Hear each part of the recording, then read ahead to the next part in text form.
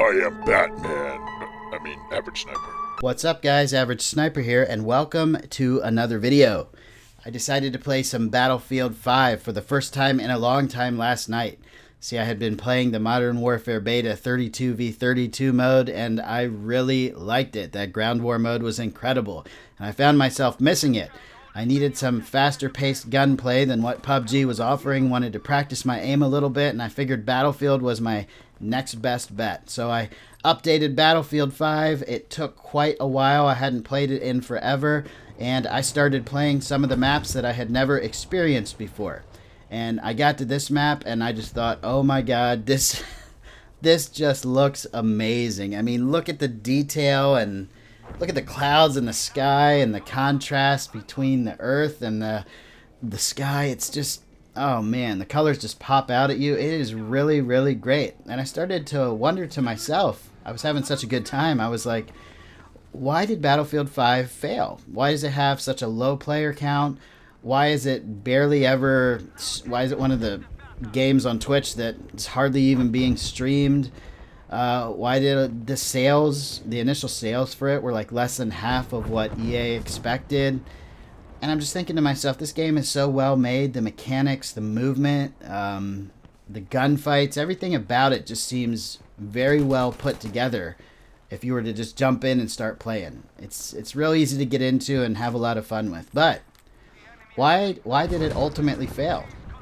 That's what I want to talk about, and that's what I want to see in the comments section. I would love to see you guys' comments and opinions on why Battlefield 5 did not do as well as it was expected to do. And I'm going to give you the reasons I think that right now. So I didn't do any research on this. This isn't like a copy and paste to some website that says, why did Battlefield 5 fail? This is what I remember happening, my experiences from playing the game, and just things I could think of off the top of my head. So the first thing I remember is how bad the reveal trailer was. The reveal trailer was basically a joke.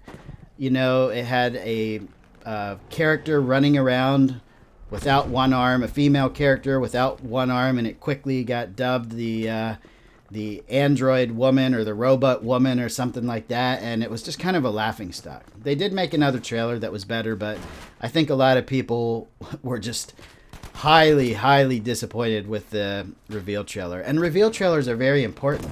Remember when Battlefield 1 reveal trailer came out, how hyped people were to have a boots on the ground game?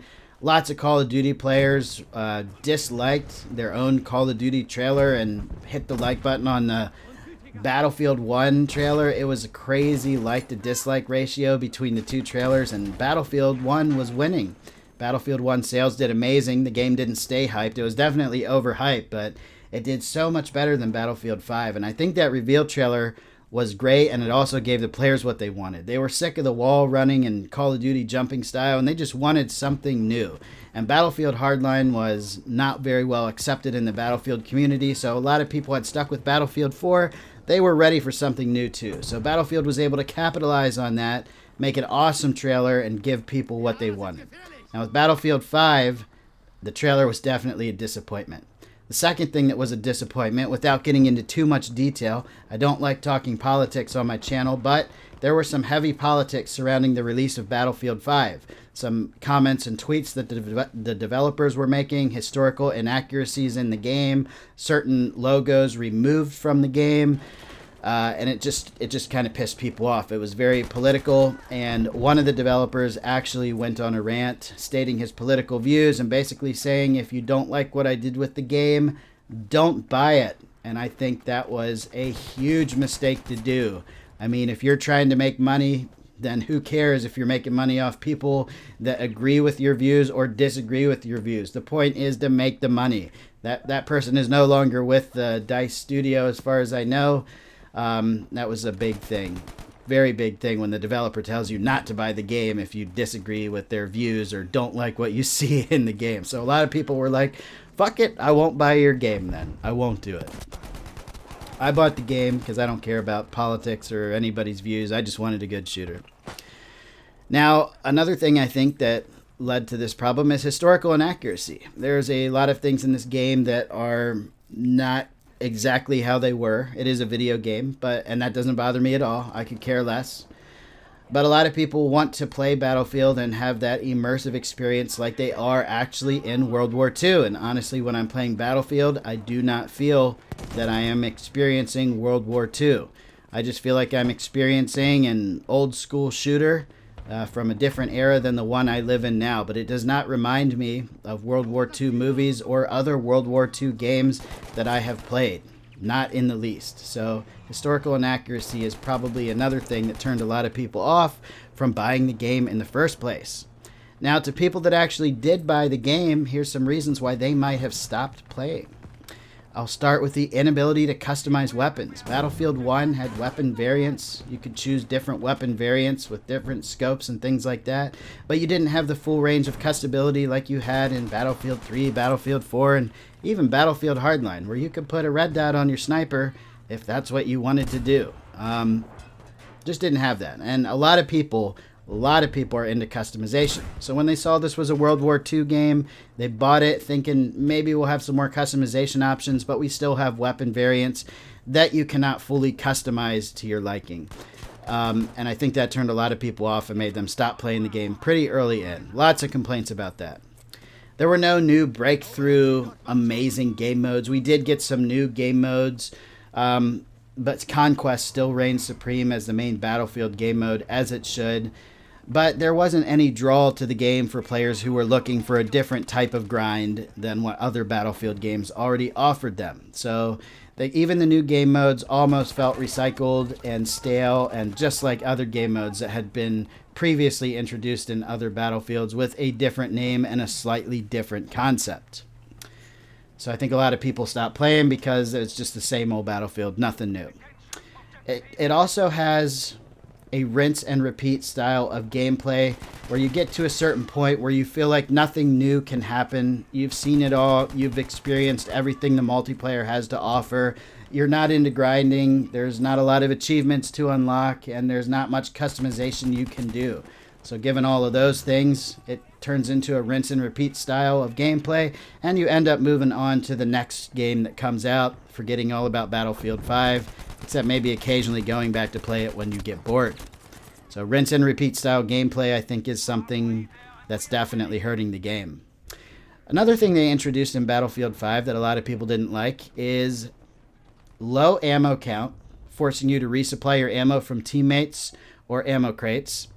And you no longer have health that regenerates by itself. You get one health supply, like you saw me just use right there. Or I think I picked up ammo right there. But you have one health supply that you can use that brings your health back up to 100. But after that, you have to rely on teammates to get your health back up to 100. Or you have to find a health supply drop. And I think that is very annoying, especially in a fast-paced shooter. I think your health should eventually regen, just like it has in every other Battlefield and pretty much every other fast-paced shooter that there is. Because relying on teammates for health and trying to get to a health resupply depot can be very frustrating if you're not in a position, to do it. So this forces more teamwork. That was the goal, to force more teamwork. But there's a lot of people that don't have dedicated squads to play with. And we all know how frustrating it can be to play with random players who are not very supportive, who are not doing revives, not dropping ammo, not dropping health. It's just annoying. It's just annoying. And I think a lot of people stop playing because of that. So the lack of teamwork, the fact that you have to rely on teammates heavily for more ammo and health, a lot more than you had to in previous Battlefield titles, definitely caused some people to reevaluate how much they actually wanted to play this game. Now, having said all that, I do really like Battlefield 5 as far as the gameplay goes. Look at this. We've even got dynamic weather. We started with clear blue skies, beautiful water. Now the skies are turning kind of gray. There's a smoggy, smoky atmosphere towards the end of the match. There's all kinds of bright colors and dull colors that just seem to pop out at you. It's really amazing. It's really amazing. And I think if they had thought outside the box a little bit, avoided all the political mishaps, the bad trailer, I think this game would have done a lot better. And let's not forget Firestorm. What a nightmare Firestorm was when it first came out. They had all this opportunity to learn about Battle Royale from PUBG and Fortnite and other games that had made huge mistakes. and they ended up making some of the same mistakes. Even big streamers like Shroud basically said the same thing. They said they had all this time to prepare. Did they not even care to learn from the mistakes of other battle royales that were already on the market? Because Firestorm was a main selling point for Battlefield 5. Everybody knew Firestorm Battle Royale was coming later, and I think a lot of people might have purchased the game just to get that, because that's back when PUBG was super popular, Fortnite was also popular, and Battle Royale is pretty much an accepted name, but back then when Battlefield 5 was first coming out, it was still new to a lot of people, and a lot of people were loving it and eating it up. So Firestorm being such a failure definitely contributed to it. I think this game could be so much better. I hope the next Battlefield is, and I really, really look forward to what you guys have to say in the comments section. Hit the like button if you enjoyed, subscribe if you want to see more, and hit that join button if you'd like to support. Thanks for watching, everybody. I'll see you on the next video or the next live stream. Later.